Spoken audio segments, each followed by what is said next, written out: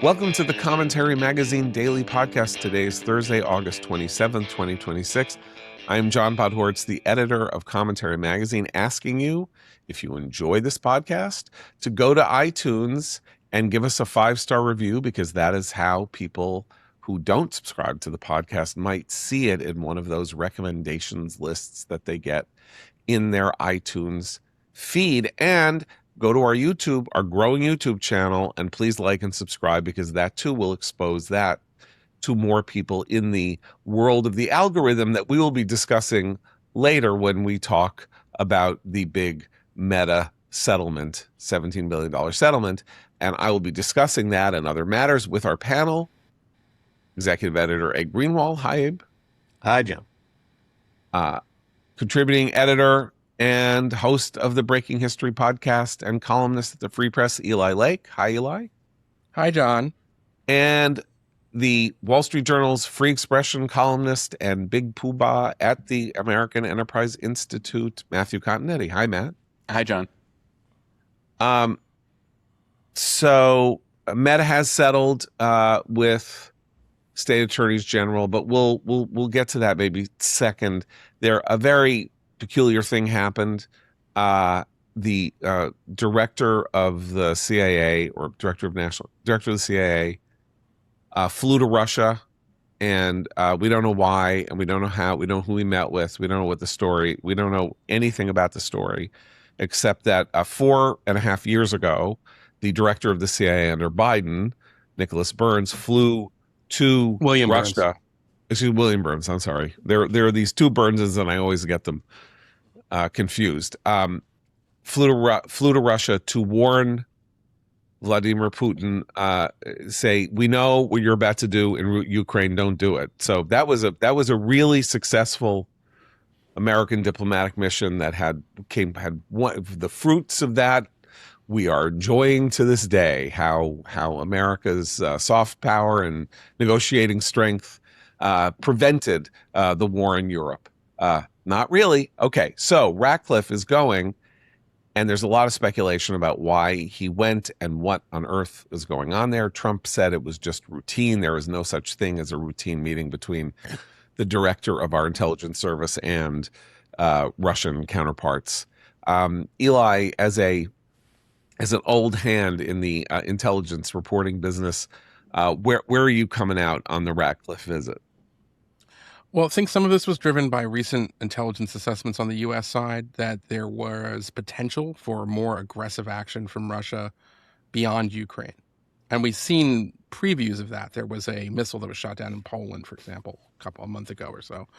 And I think it might be in some ways saying, there's a theory that, and I haven't, we don't know exactly what this intelligence is, but there's a theory that as Putin is kind of losing and in a quagmire in Ukraine, he will seek to expand the war. And this is maybe a kind of way of using some personal diplomacy to say, don't.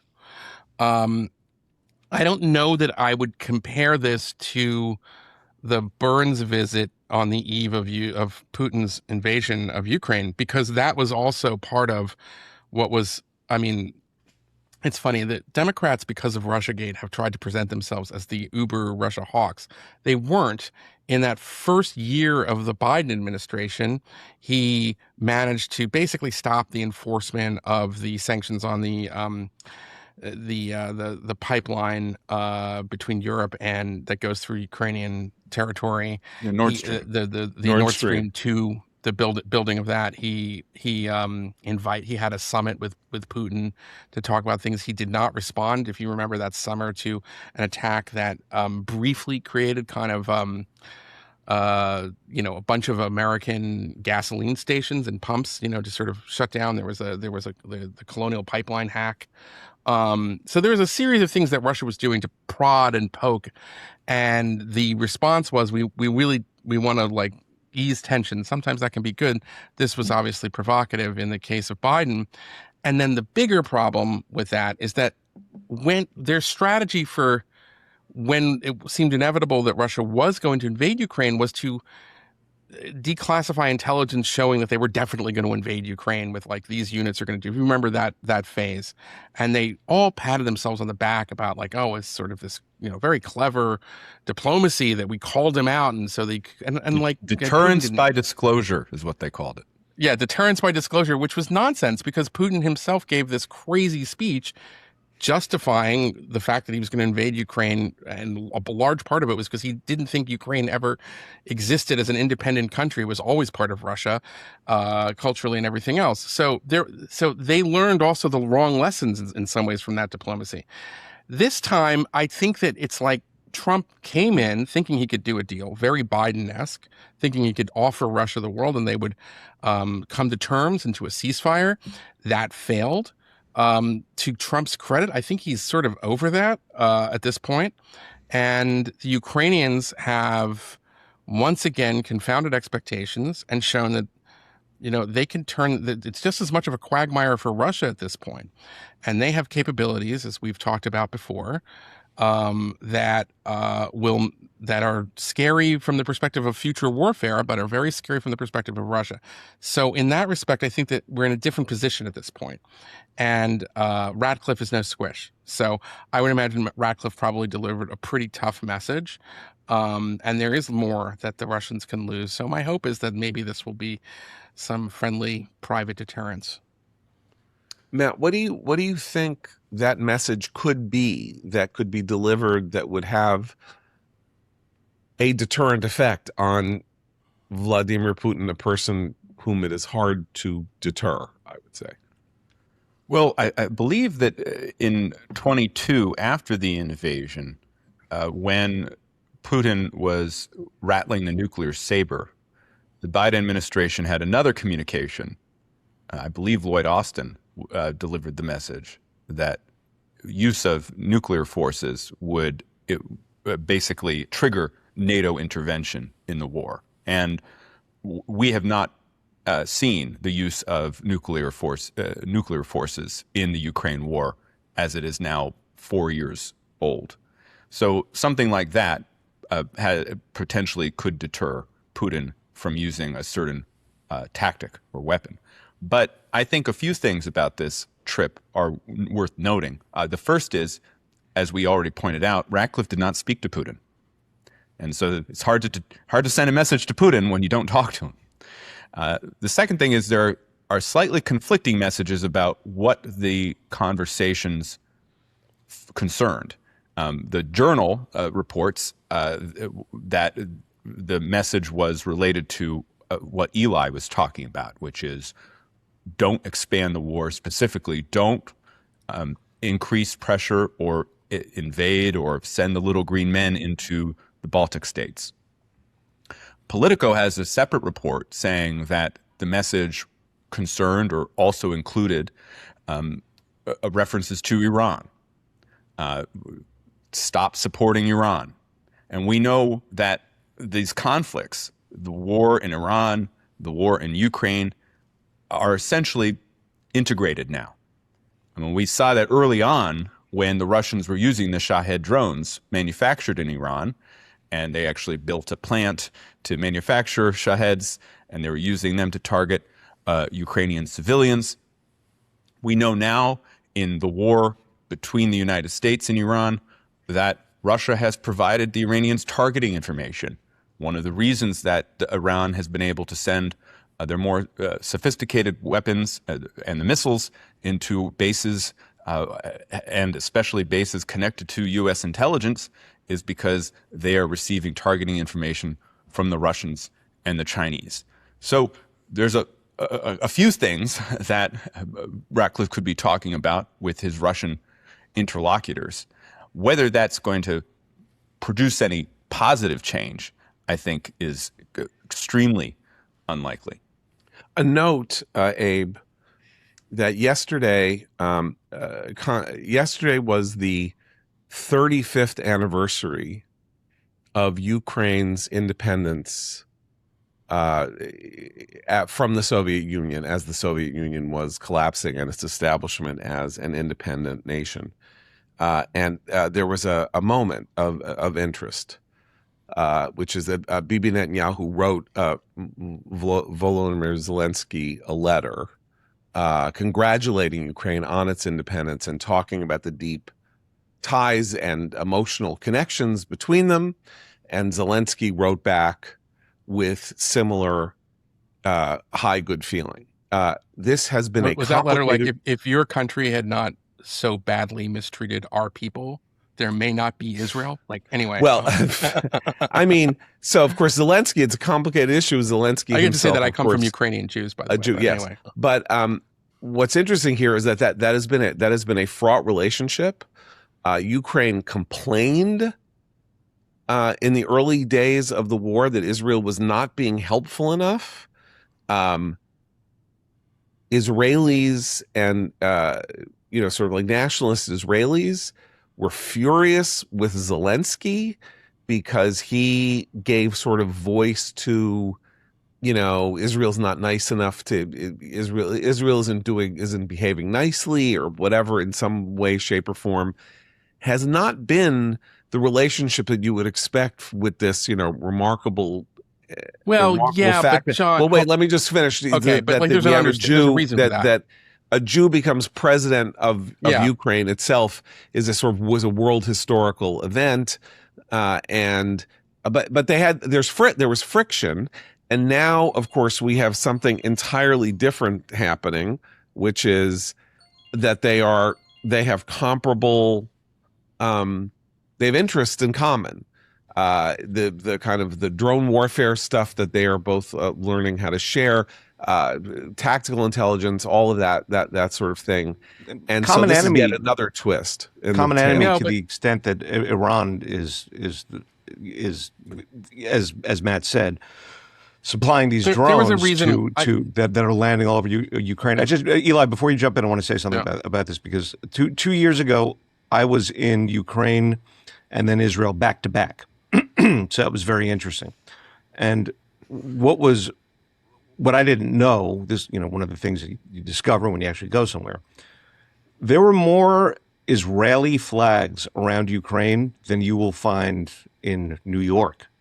I mean, I'm not saying this is during Ukraine's own war. I'm not saying they were streaming all over the place, but they're there. I mean, in Manhattan, you see the Palestinian flag next to the Ukrainian flag. Often. Right. Yeah, exactly. Right. It's the reverse. So sentiment generally among the Ukrainians, my sense was that they had already understood that they were fighting a common enemy or a common axis. And then when I got to Israel, I have to say, Israelis were much more resentful of Ukrainian criticism of Bibi's relationship with, it's not relationship, his having to deal with Putin somewhat gingerly. So that was my impression of the two. The difference is that when the second Ukraine war, I mean, it's been one big war since 2014, but started, there were Russian air bases and they controlled the skies of Syria. And that I would say that I credit Netanyahu for figuring out a working relationship with a despot who also was an ally of Iran and also hosted Hamas after October 7th and also was horrendous. But that is kind of, if you want to look at this kind of historically, one of the big pluses in Bibi's column, and I have plenty of criticisms, by the way, I just want to say, but one of the things that you have to credit him for is that he managed to make a relationship work with the United States and Russia at the same time out of necessity for Israel's survival. Because if he did not have an understanding with Putin, if he did not have a good relationship with Putin, then they would not have been able to degrade the Hezbollah positions and the arms shipments that were coming over that land bridge through Assad, Syria. Once Assad falls and the Russians are driven out of Syria, then obviously that's going to change the dynamics of the relationship. And you could argue that Netanyahu is able to then act more strategically and morally coherently. But that's part of the thing that we have to judge statesmen this way. they're given difficult situations. Do we hold it against FDR and Churchill for having an alliance with Stalin to defeat Hitler? It's always the obvious thing. But of course we don't, even though we all can say, and it is understood that Stalin is one of the great fiends of history.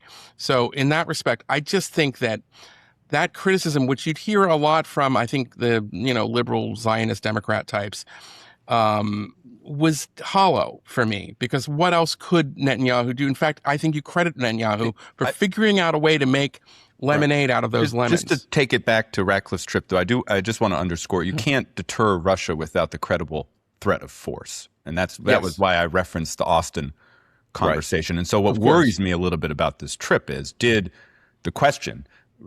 what worries me. Did Ratcliffe raise a credible threat of force should Russia invade or attack or insert forces into the Baltic states? And considering the larger background here of President Trump's ambivalence or occasionally or often antagonistic attitude toward the NATO alliance, considering that the Russians are reading the U.S. media that we read, which every day is talking about how apparently America has no more weapons, right? We're out of weapons. That's what we hear every day. That's what Russia is hearing. So is that enough to actually deter Putin? When you don't have a strong message of saying, the Baltic states are NATO members, that would trigger Article 5. That would mean the United States has to become involved in this conflict if you do that. Moreover, by the way, we're hearing that we don't have, I don't think he'd tell the Russians this, but for all the reports that we're out of these interceptors or we exhausted a lot of Tomahawks, America still has a lot of weapons. We still have a lot of force that we can put to bear if a war starts. Hold on, can I just very quickly, it's not that we've run out of weapons. It's that if we were to take particularly interceptors, but also some of the precision-guided munitions from the Pacific theater and from the European theater, that would be that would get us to a level that would invite potentially this. I agree with you, Eli, but that's not how the media and interested parties in the Trump administration are presenting. I agree. We need to pull back for a second just to sort of set the table for people, because we're being very elusive about things here. So Article 5 of the NATO Charter is the Mutual Defense Pact. That is, an attack on any member of NATO is to be deemed an attack on all members of NATO, and the countries who are signatories to the NATO treaty are obliged to participate in the defense of whatever country is attacked. And this is one of the two things that implicitly, one very explicit, right, that Trump is ambivalent about NATO because we spend too much money and they don't spend enough money, and they've built their welfare states on the fact that we're willing to pay for their defense while they spend their money on social welfare programs, and that's not fair. Why don't we get to spend the money on our social welfare programs? That's thing number one. Thing number two that Trump does not say, and that is not that much talked about, is the really we're going to go to war if Putin goes into Lithuania or wants to hit Riga or in Latvia or something. We'll never do that. We're not gonna. Come on. Let's talk talkless here.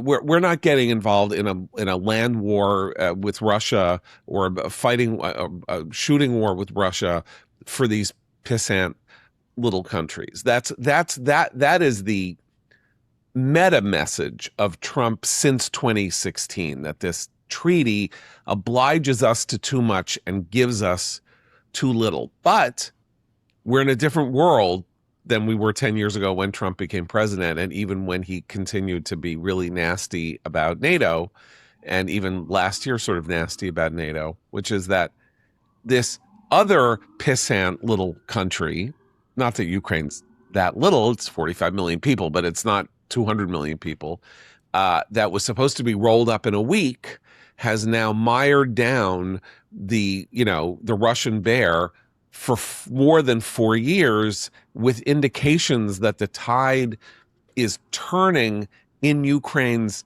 direction. Not that Ukraine is going to like invade Russia and then take over parts of Russia, but that the cost to Putin and Russia is just exorbitantly high, and that Putin has a choice to make in the next couple of months as hundreds of thousands of new recruits supposedly are being dragged out of central Russia and, being handed a gun and given 5 seconds worth of training and then sent to the front lines in Ukraine. And he may be thinking, or we have intelligence, it seems, to suggest that he's like saying, well, why am I going to waste them there where they can get killed? We could just roll right into, maybe what we'll do is we'll raise the cost to Europe by hitting some of these ancillary NATO countries and then having them say to Ukraine, knock it off, make a deal with Russia, agree to whatever Russia wants, because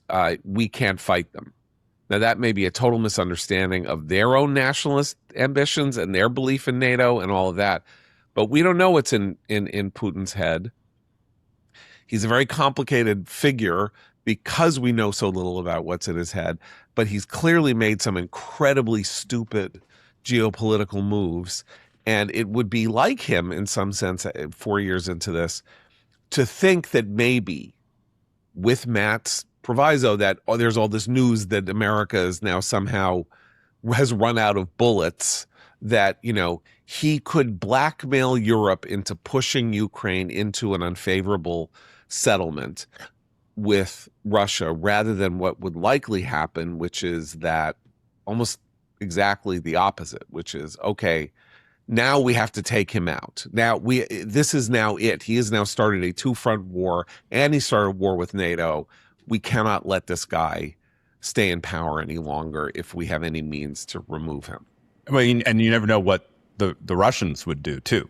That is to say, the Russians who are not Putin, because over the past year, as the pressure on Russia from Ukraine has increased, you do hear grumblings from different oligarchs in different parts of the Russian social structure that, of course, has propped up Putin now for 26 years. And so we don't know that. But I did want to add, there is one very interesting difference between the Biden approach and the Trump approach in term 2 that we haven't discussed. And that is, Biden did not want Ukraine to take the fight to Russia, and was always restricting and slow-walking weapons platforms that could be used for attacks on Russia.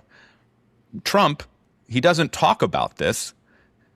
Trump has no problem with what Ukraine has been up to this past year.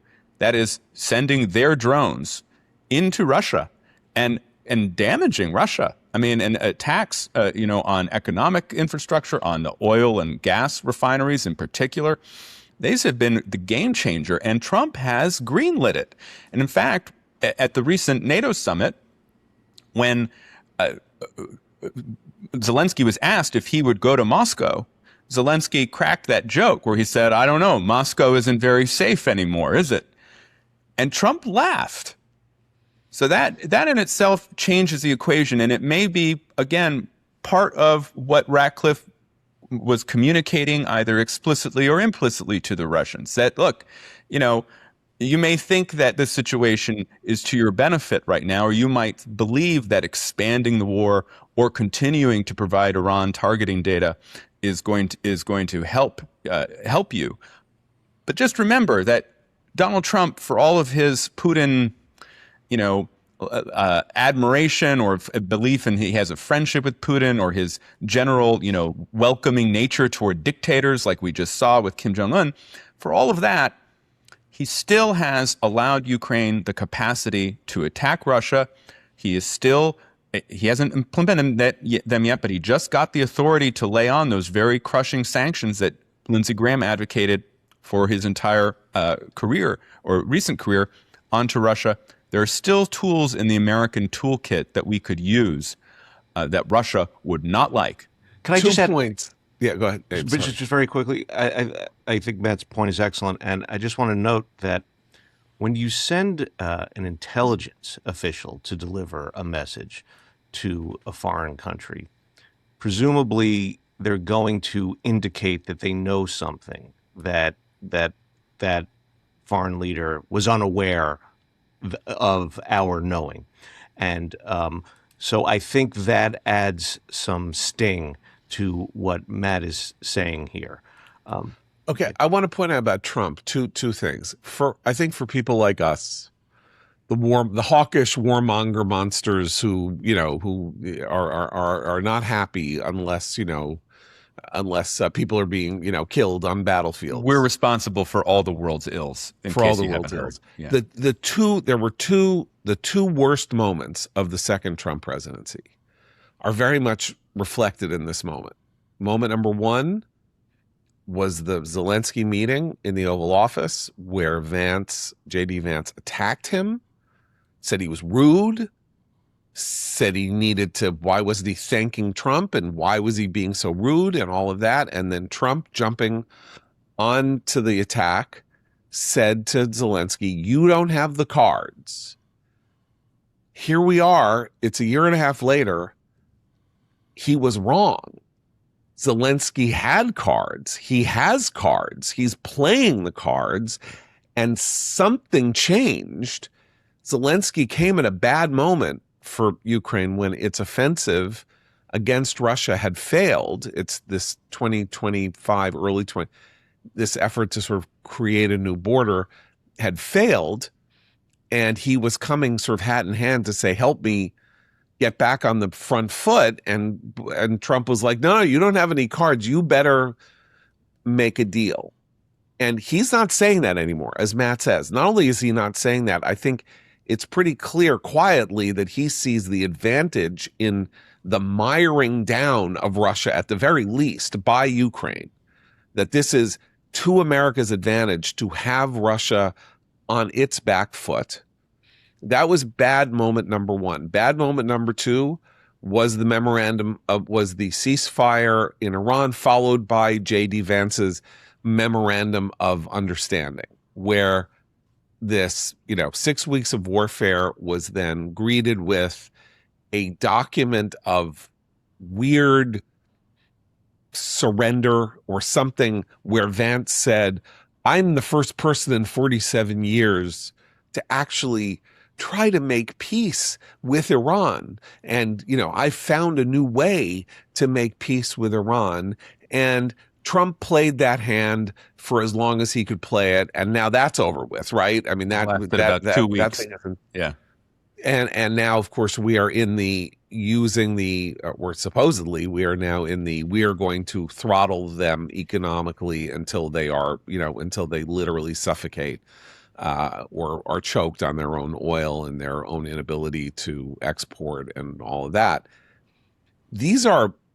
Trump is not famous for learning from his political experiences, but these kind of look like lessons that he has been learning from his, at least geopolitical experiences, that he is being handed, or America is being handed, innovative new ways to relate to the kinds of conflicts that it's involved with.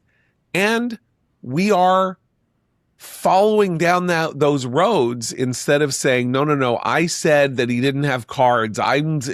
He still doesn't have cards. I said it, and I'm not going to say I didn't say it, and I never apologize for anything. And it's not that he's apologizing for it, but it's just here we are almost in September 2026. It's a very different world from March or April or May of 2025, whenever that absolutely horrific meeting took place. That was, I think, that very day, one of the most depressing days of my life as a watcher of politics, or somebody who follows these things, very closely. I thought, well, this is as bad as it can get. And it was, and that actually turned out to be the low moment. And we're now, somewhere else, which is why we can sort of trust, I think, a low moment. A low moment, but it's why we can Liberation trust. Day was pretty bad. That was bad. That was bad too, but that was economic, right? That was something else. Canada trade war this weekend. It was bad, right? Greenland. So that was bad. You got to blame Canada for some of that. Anyway, That's there are why a lot of we use low the indefinite moments. article. Yeah, There are a lot I of mean, low moments. I would to just strengthen your point, though. I would say I credit Trump in the following sense. Back in June, with the memorandum of understanding, it was entirely politically possible for him to just go with the JD Vance line that we're making peace. It's going to be good, and continue on that path, because I don't think that there was much appetite, even though I think the disposition of especially the Republicans in the Senate is far more hawkish on Iran. They were looking at the midterms just like Trump was, or assuming Trump cares about the midterms, but there was a political path for him to basically appease and capitulate. And he didn't do it. And I think he didn't do it because he himself believes, and I think if you want to say, he doesn't have many core beliefs, but one of them is that Iran is really bad and we need to take care of this, and we can't, And Iran helped, though. That's the thing. I mean, Iran wouldn't it's allow the same him thing to with Russia. capitulate. It's like you can't treat these governments as normal and interested in peace. The second you do that, you give them the advantage. And with the MOU, if Iran hadn't decided that the MOU was actually a victory, a concession document, right? It would be a very different world. But what did they do? The IRGC said, "Oh, great. We're going to pocket these gains on paper, and we're going to start attacking the shipping again and trying to impose fees." And when that happened, Trump won't let that pass. You can't because that lessens his face, right?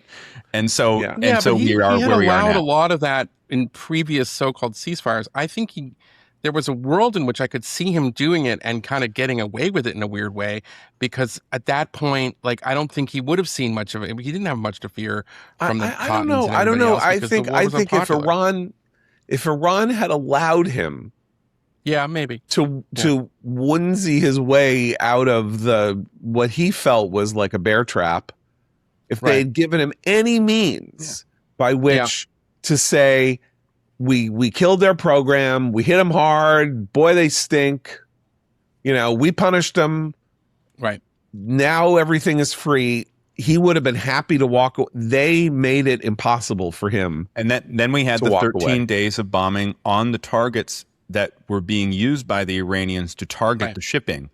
And what is fascinating about this situation now, with the reimposition of the blockade, reimposition of maximum pressure, Besson's threats earlier this week, is the IRGC, from what we can tell, and we would know, is not firing. Right? They're quiet right now. Do I expect that to be the case through the election? It will not be the case. I do not. But this is a very interesting moment for those of us who are observing this conflict in all its unusual dimensions, is that the economic costs to Iran are mounting. There are continued, at least superficial splits within the leadership. There's this question that's going on about, is the Nepo Ayatollah actually dead, or is he brain dead, or, all of this is happening, and Iran, the IRGC, they're not shooting.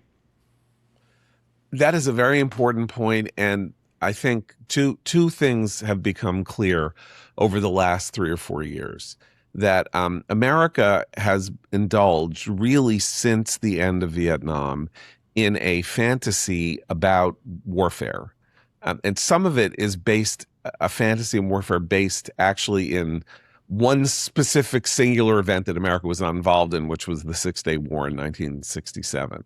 That it is possible for an army or for a military to so overwhelm its rivals, or to have such a great success that there is such a thing as a short, relatively bloodless war that you win, and you get out. And we keep having these fights.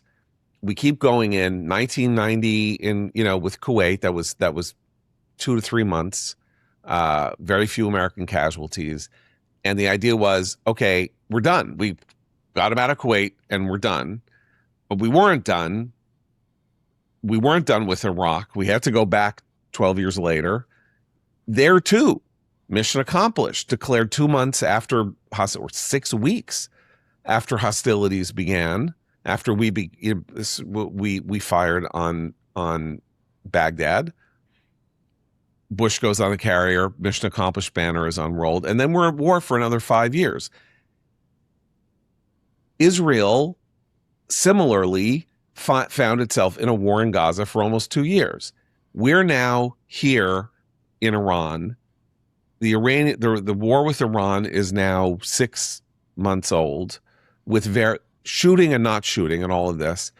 If we awaken from this delusion that massive confrontations between relatively powerful entities can be magically solved and we could do them bloodlessly and at very little cost to ourselves, rather than saying, okay, here's the stages. We're going to bomb the crap out of them.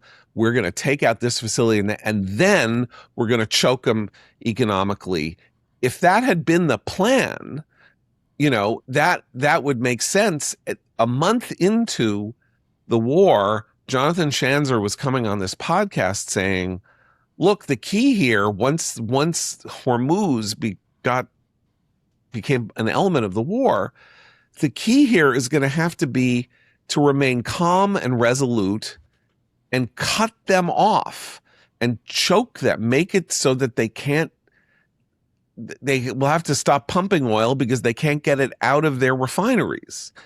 And if we can just stay that course, which is not that costly, like we're not bombing anybody, we're not blowing our weapons, this is something that we can do. We're going to have to involve our naval forces and escort ships and do various other things, but this is a perfect two-stage conflict. You shock and awe them, you make them their politics and their political leadership paranoid, and you decapitate them, and you do this and you do that, and then you go in for the long-term kill, and that is the better outcome.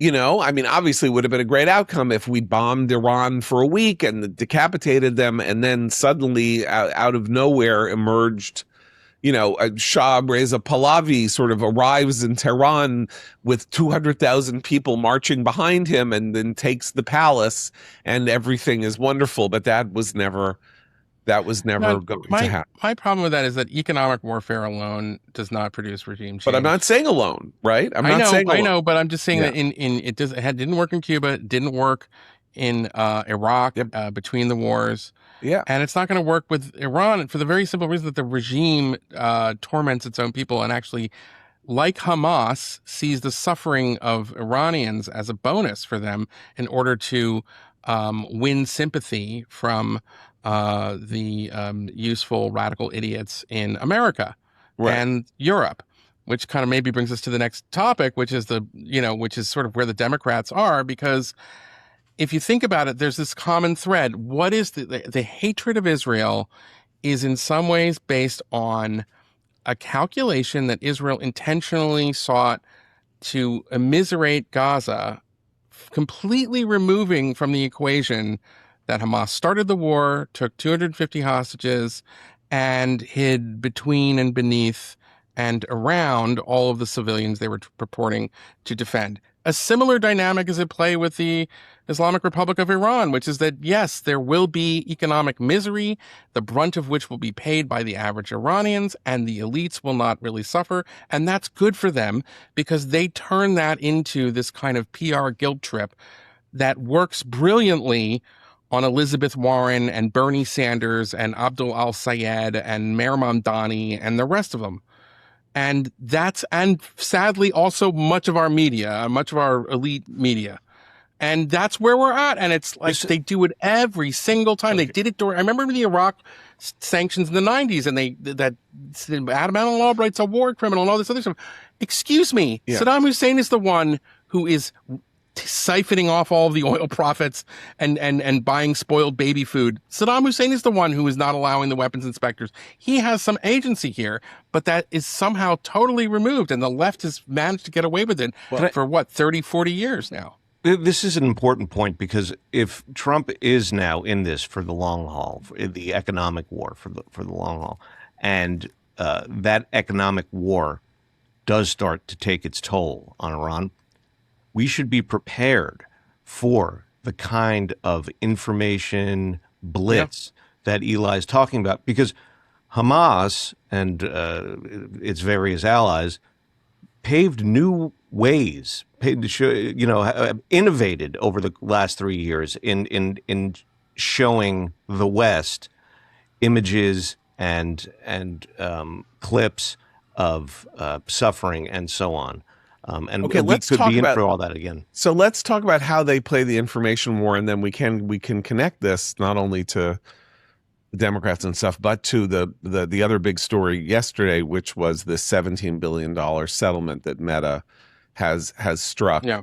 On acknowledging the harms that its policies, though they don't say that they were intentional, but the harms that its policies have produced on Instagram and Facebook toward America's teenagers, and not only paying restitution in the form of the $17 billion settlement, but also creating new policies at Meta for teenagers and people younger than teenagers, a 2-hour time limit of the amount of time you can spend on their platforms before you're knocked off, a 15-minute warning every 15 minutes that you should probably go play outside, and so various other things. And this is a landmark moment, because while it's not entirely an acceptance of fault or an acknowledgement of fault, it is a settlement in which they say what they want now to do is for everybody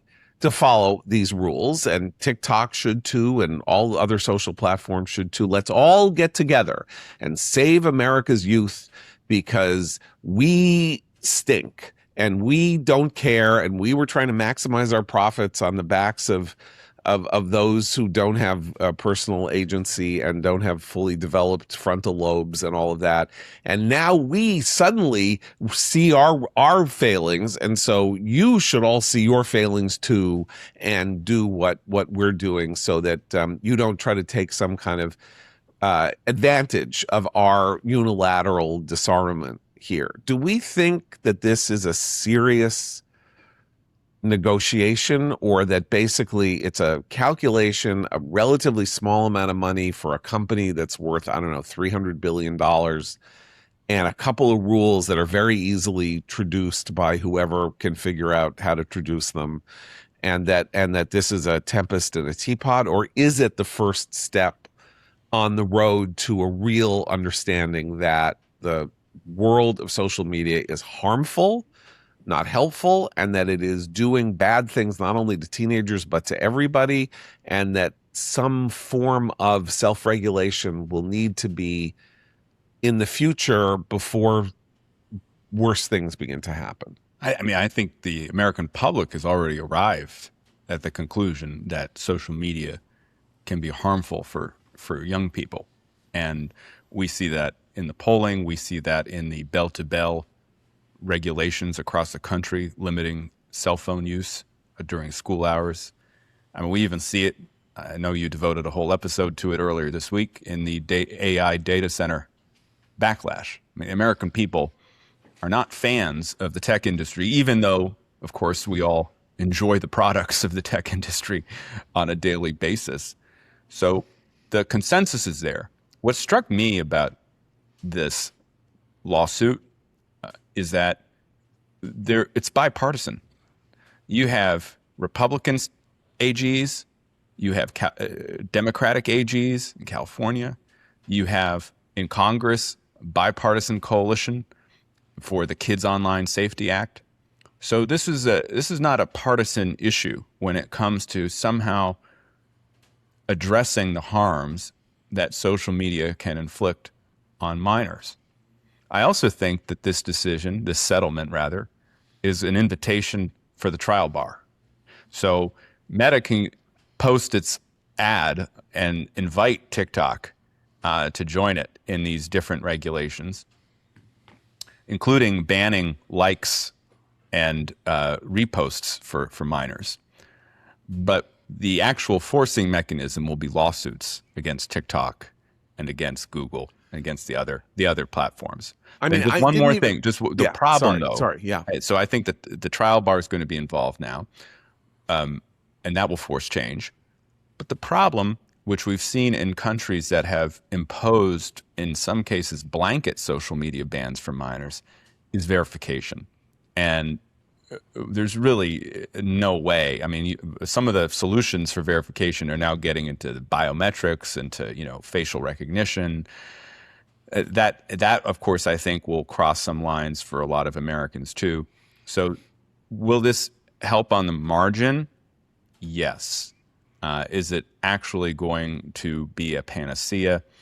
Unless you can find a way to verify and to make sure that kids are obeying the ID requirements, I'm skeptical.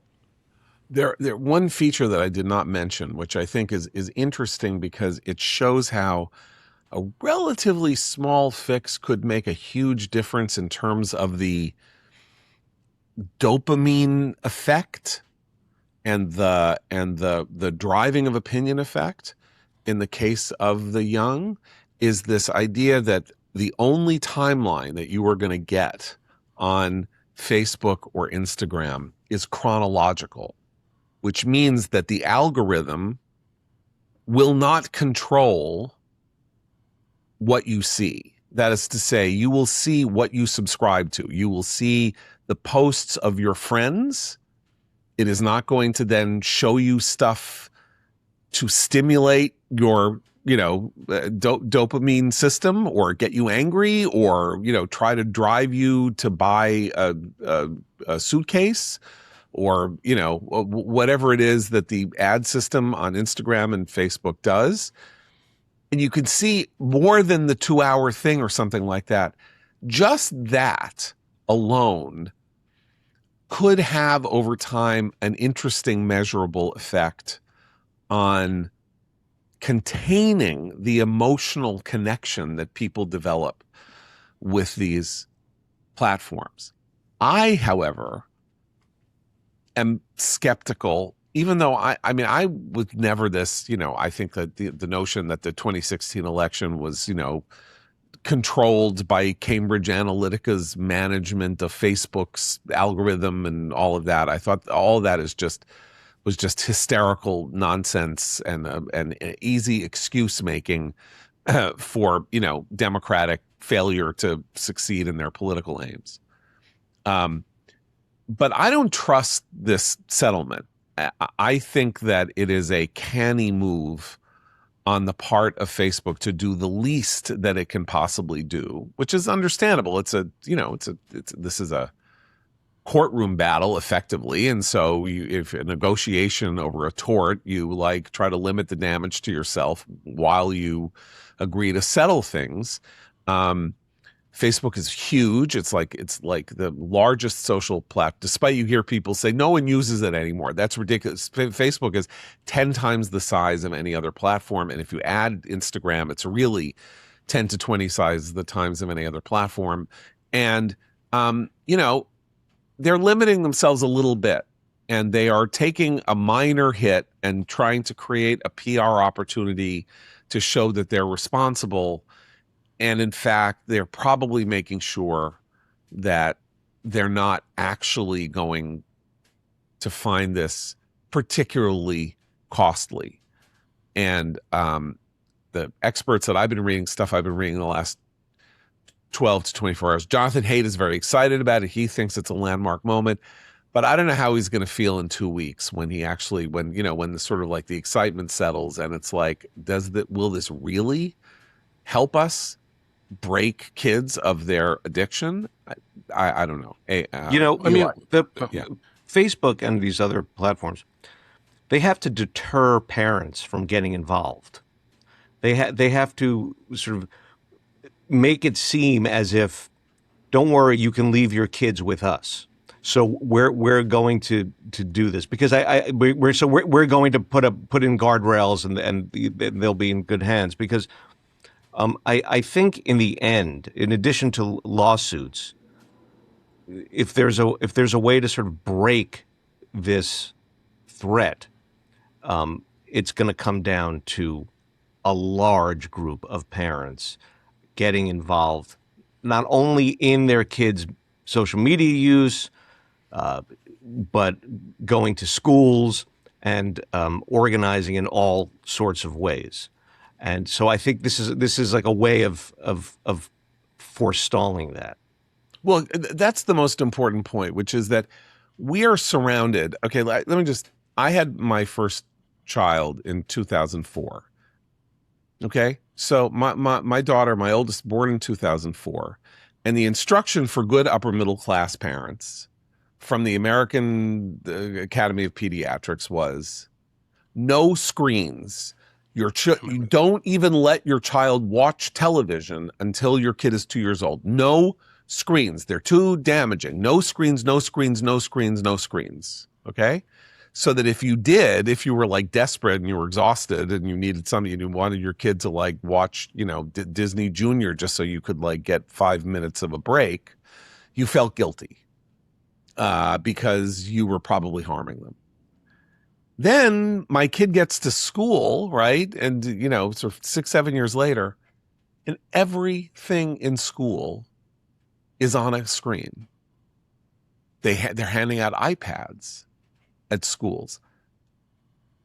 Instruction on whiteboards is essentially through a laptop that is projected onto the wall.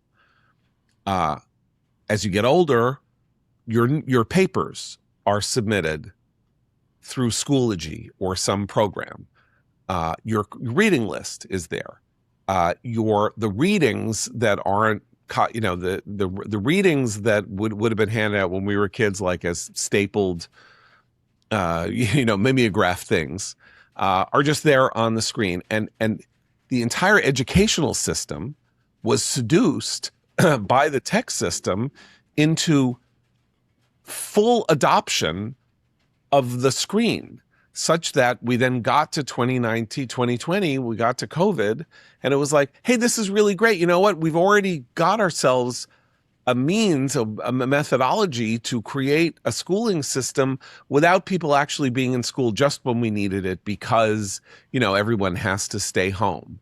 And we all know what the incredible consequences of the psychological malformations that were caused by all of this. And we are now moving in this bizarre medieval direction in which everyone in the educated classes is going to become a medieval monk, a scribe. You're going to end up having to do everything by hand, everything on paper, writing your papers in class, not being allowed to use AI, not being allowed to use Wikipedia, and oral exams rather than written tests, so you show your knowledge basis. And all of this together is an assault on how life is lived, in Abe's point here, which is that it all removes agency from parents. It all removes agency from intermediating forces between children and the world. And it says, you just sit by and you also get addicted to your phone, and we'll take it from here. And we have a generation of results showing that this was a really terrible social experiment. And meta is not enough. Even if this were a great settlement, meta is not enough. School systems have to take those 10 million iPads that they bought and throw them in the garbage can. I don't know about until that happens, until the system of learning and knowledge and communication is broadened out from these handheld devices or these small screens or something, no settlement is going to make that much of a difference. Eli, you look a little skeptical. Well, I respectfully would just say that it's a technology, and that if you went to go back to paper and pencil, if you have terrible school books that teach a distorted Howard Zinn view of American history, then that's a bad lesson. But with screens, I would just say that it depends on the content that's on the screen. I have a 5-year-old, and she's wonderful. And we watch with her together on either our television or an iPad these amazing Nova for Kids programs, which dive into things like extreme weather, which she's obsessed with right now. Yeah, but you Or are there. fair enough. Matt's No, point. I agree. You can't be your babies, but I'm saying that you can use this. It depends on really what's on the screen. Like we learn this because both my wife and I work, and so there are times when we have to kind of give our daughter the phone and she can watch something. But when she was watching, I mean, like we briefly had a thing where she was watching this thing called Baby Shark, which was horrible. It's junk food for the mind. But then we found out about Daniel Tiger, which is fine. It's a little woke, but it's fine. It's fine. It's all about like regulating your emotions and stuff. I'm not saying that we need to. I know, but what I'm saying is that move into Abby's. I guess I'm okay. I'm agreeing with you. What I'm saying the parent is has that to have some agency and to take a role in it. But at the same time, it's not the technology's fault. It's what you choose to put until in she goes to school, Eli. Yeah. John is completely right. Ed tech has swallowed American public education. Okay. She is in school, as a college instructor. I do not allow laptops in my classroom. All exams are open, written notes in class. It is what you have to deal with if you actually want children to learn that technology.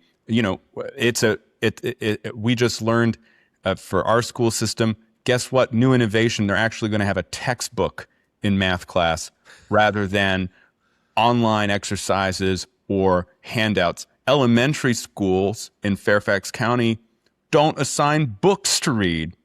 They assign excerpts. Wow. Right. So I'm with you. There's nothing wrong with what you're doing. Little kids can watch the Daniel Tiger, but the way that ed tech has destroyed the instruction and the threat in college education in particular, that of cheating and reliance on AI to do all of your assignments is huge. And so I'm with John. We have to remove it. And I think it's important to note that the money that has been made by Silicon Valley over the first quarter of the 21st century in this incredible transformation of the consumer into the consumed. That is, you get all this stuff for free, theoretically. Right. They get you. They're the product, right? They get you, and they give you this stuff, and they're giving it to your kids also. And the amount of money that was made and has been made in the trillions of dollars has swamped our entire civilization. That no one had ever made this kind of money. And the ways in which institutions could be nudged, as Cass Sunstein would put it, into cooperating with the universalization of the technology and making it simply the handmaiden of your life, second by second by second, that was not organic. I mean, it was because we responded organically to its incentives and to its emotional effect on us. But that was a deliberate campaign to integrate all of that stuff into our lives so that they could sell it and resell it and resell it to us, from us, by us. And we are now dealing with the consequences of it, including the benefits. Because I'm not going to sit here and tell you that this is all evil. Like, I can publish a magazine with a staff a tenth of the size of a staff, or run a publication with a tenth of the numbers of people that I would have had to 50 or 60 years ago, because all of this interconnection is possible. And so it's become more economical. It's a real thing. But is there a consequence? Yes. The consequence is that fewer people are going to be able to read the articles that all three of you write for me because we are moving into a post-literate society. So, everything has a trade, everything's a cost and everything's a trade-off. But I do think that this is a very interesting moment that if Meta is allowed in a certain way to get away with this, saying, we've done this, and so everything is now. I think this is the beginning. This is not the end. Right. John, can I ask you about that question about fewer people reading Us or Commentary or similar types of magazines? I think there was always a sense. I mean, it wasn't the line from the public, the national interest, the public interest was it's a small audience, but the right people or something like that. Like, it's like there was never, if you go back. That was always right. But that was always true. That was always true, and it will remain true.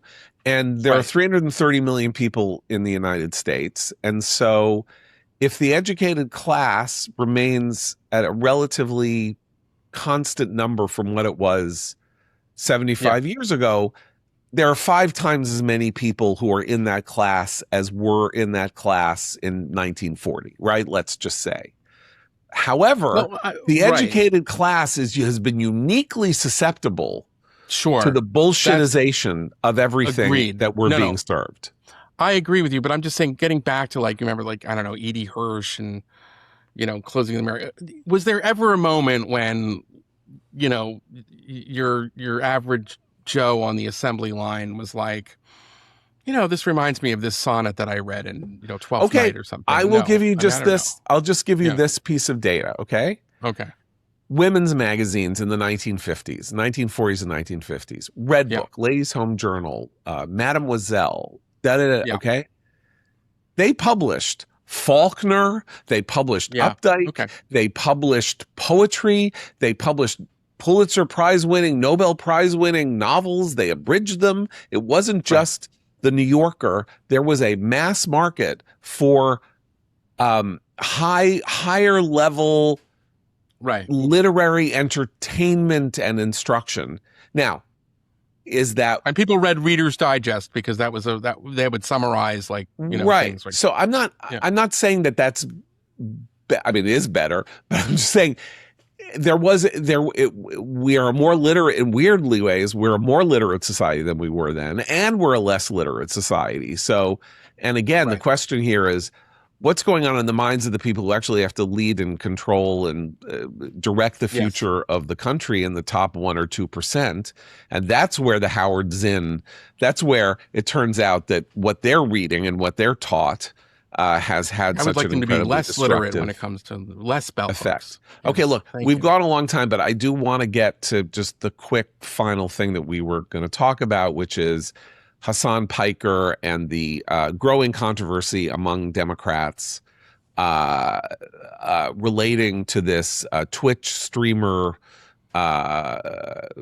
kid who has now become the sort of Tucker Carlson of the left, and particularly in his bizarrely close relationship with Michigan senatorial candidate Abdul El-Sayed. So the question I want to ask you guys is, now that we have a bunch of Democrats saying he's disgusting, and Dana Nessel, the Michigan Attorney General, saying, you know what, I was a Jew before I became a Democrat. I was born a Jew. If you're going to try to say that I can't be who I am and be in the Democratic Party, you are creating a conflict that is irresolvable for me and for millions of people, or something like that. Is this a moment at which Abdullah said and others are like, is this a Buchanan moment in which these ideas in 1992 and in 1996 are deemed, or David Duke moment at which it is deemed these ideas are so unacceptable that they must be extirpated from the party if the party is to survive? Or are we facing a sister soldier moment, by which I mean all Abdul El-Sayed is going to be required to do at some point between now and November is say, I don't like that Hasan Piker guy, and he just says things that are beyond the pale, and I've had enough. And then the entire world of media will go, well done. Well done, Abdul El Sayed. You have seen How the can he do light, and I that? want to pat you on the head and congratulate you for your mature. Well, how he you hasn't said that, John. he hasn't yet. That's How right. And can I don't he? think he will say it. Okay. I agree. He's running away from Piker. He's saying, I'm talking about affordability, not some streamer. And he said, this is Abdul Al Sayed said just the other day that he has no plans to invite Hasan Piker to campaign with him in the general election like he did throughout the primary. But he has not denounced a person with whom he seems to be close and whose views he shares. I mean, what triggered this eruption among the Democrats? It was Hasan Piker's statement that American Jews were inviting violence upon themselves through their support for Israel. This is blaming Jews for their own victimization. This is classic anti-Semitism, which of course we've come to expect from Hasan Piker. He's an anti-Semite, anti-American communist, right? And that statement was too much for Michigan Democrats, including many Jewish Democrats in Michigan, who we've seen throughout this process. Remember the convention earlier in the year, which was filled with they're struggling with this. But it's put Al Sayed in a position where he wants to distance himself from Piker without actually cutting off Piker, and I don't think that's going to be enough for Al Sayed. I think he's continuing he's going to have to continue to face criticism and respond to these attacks because at the end of the day, he shares Piker's views, and it's not too hard. It won't be too hard for Mike Rogers to get him on the record as such. Can I just want to jump in here. This is sadly a moment for radical as a Jews, and we're already seeing it because one of the lines that came up when this whole controversy started like 2 days ago was, well, what Hasan Piker said is exactly what Ezra Klein said 3 months ago, and nobody cared. And then we had Hannah Einbinder of Hacks, an appropriately labeled show for that loser. And, you'll see that Peter Beinartz and other people will come up with ways to say, no, Hasan Piker is not saying anything that controversial. Israel's a monster. And if you support Israel, we can understand why people might get angry. And of course, we're against any violence. But, this is an important moment for American Jews to really stand up. And then, and that's where the as a Jew will become essential to this new Democrat. That's how they're going to thread this needle. Now, not all of them. I was impressed, I guess, that Hakeem Jeffries was pretty, definitive in at least an interview with Wolf Blitzer. He didn't mention Hasan Piker by name in his tweet, but when he was interviewed about it, he was pretty clear about that this is a crossing of a line. So you are seeing some Democrats coming out and they're saying this is a real problem for us, but they will mitigate it because there are enough of the left-wing socialist as a Jews out there right now that they will provide them a kind of beard for it, and they'll confuse the issue, and they'll say, well, there's some Jews who agree with us. Look at that. I don't think that I'm not impressed by what I've seen from the Democrats on this, and okay. I don't think this is a Buchanan moment or a Sister Soldier moment. I think all that's happened is that Hasan Piker wouldn't give them a break. They were fine with him, and then he just wouldn't muffle it for a little while to help their guy, help El Sayed over the finish line here. So they had to say something. That's all. But had he not done this, they would still be exactly where they were 1 week ago. Right. Well, just one more thing on the Sister Soldier. Bill Clinton did a Sister Soldier moment when he went to the Rainbow Coalition and criticized Jesse Jackson for inviting Sister Soldier, who had said these crazy things about killing white people. Yeah. Abdul El Sayed campaigned with Sister Soldier. Well, do you think Abdul El Sayed's going to go to the CARE conference and say, hey, stop supporting Hamas? Yeah. So how can he possibly have a Sister Soldier moment? Because the next obvious question for anyone who isn't brain dead is okay, well, then why did you campaign with him? Well, okay, so let's move. Let me just change this, Okay. shift it slightly, and then we'll get to Matt's recommendation. Forget Sister Soldier, forget David Duke, forget Buchanan. Jeremiah Wright, who married Barack and Michelle Obama, and said all these terrible things from his pulpit on the south side of Chicago. Obama gave this, I would now say, the entirely characteristic Obama false choice speech that sounded philosophically powerful. It was a preview of things to come. Yeah. Where he said, what he said was insupportable and disgusting. However, I can no more disavow him than I can disavow my white grandmother, who was a racist, who was apparently a racist, just like Jeremiah Wright. Thanks, Barack. so you could see Abdul El Sayed as a completely factitious person, because I think, by the way, that was kind of true of Obama. That is to say, Obama wasn't Jeremiah Wright. Obviously, he wasn't. He really wasn't. He was just in the pew there, because he was building a political career in that neighborhood.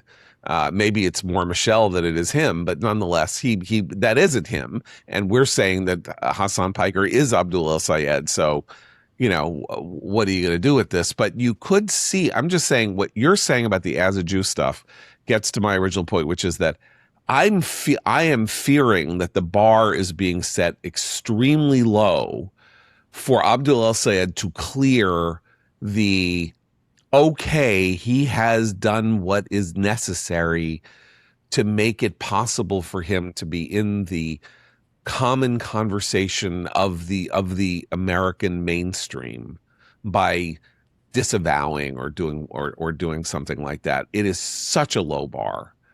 Now, I agree would you say something like, listen, Hasan Piker and I agree that these murderous, rapacious healthcare executives are terrible.